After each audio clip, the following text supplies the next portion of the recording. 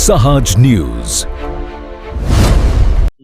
સાસણગીરના જંગલની આસપાસના વિસ્તારમાં ઇકો સેન્સિટિવ ઝોનનું જાહેરનામું ફોરેસ્ટ ડિપાર્ટમેન્ટનું 2015થી લાગુ છે.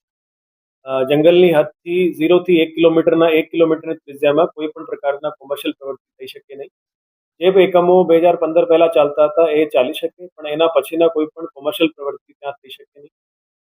2025માં હાઈકોર્ટમાં એક પિટિશન પણ ફાઇલ થઈ. એના આધારે જુનાગઢ જિલ્લામાં જેટલા પણ એકમો સાસણના જંગલથી 1 કિલોમીટરની ત્રિજ્યામાં આવતા હતા અને પછી છેલ્લે 10 કિલોમીટર સુધીમાં આવતા હતા, એ બધાનો સર્વે કરવામાં આવ્યો. એના બેસિસ ઉપર અહીંયા કેસ ચલાવવામાં આવ્યા. અત્યાર સુધીમાં 39 કેસીસમાં જે કોઈ પણ કોમર્શિયલ પ્રવૃત્તિ, રેસ્ટોરન્ટ, હોટલ, રિસોર્ટ, કોઈ પણ પ્રકારની પ્રવૃત્તિ જે 1 કિલોમીટર ત્રિજ્યામાં ચાલે છે એને રોકવાનો હુકમ કરેલું છે. એની અમલવારી પણ શરૂ થઈ ગઈ છે. એટલે એકમોને હુકમ કરેલા છે આ બધાને 30 દિવસની અંદર કામગીરી બંધ કરીને એના સોગંદનામા કરવાનું રહેશે. કોઈ પણ પ્રવૃત્તિ ત્યાં પછી સ્ટાર્ટ નહીં કરે. જે એનું બાંધકામ એની જમીનની 5%ની મર્યાદામાં હોય તો તે એને રહેણાંકના તરીકે વાપરી શકે છે, પણ કોમર્શિયલ પ્રવૃત્તિ ત્યાં કોઈ ચલાવી શકશે નહીં.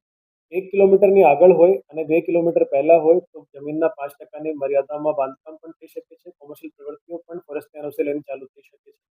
2 થી 5 કિલોમીટરના વિસ્તારમાં હોય તો 15%ની મર્યાદામાં અને 5 થી 10 કિલોમીટરમાં હોય તો 25%ની મર્યાદામાં બાંધકામ થઈ શકે કોમર્શિયલ પ્રવૃત્તિ. હાલમાં જે રેટ પિટિશનના આધારે જિલ્લામાં જેટલા પણ કેસ ચલાવવામાં આવ્યા, આમાં 39 કેસીસમાં અત્યાર સુધીમાં એને કોમર્શિયલ પ્રવૃત્તિ બંધ કરવાનું હુકમ કરેલું છે. અને આ સિવાય કોઈનું બાંધકામ જે 5%ની મર્યાદાના બહારનું હોય એ પણ દૂર કરવાનું હુકમ કરેલું છે.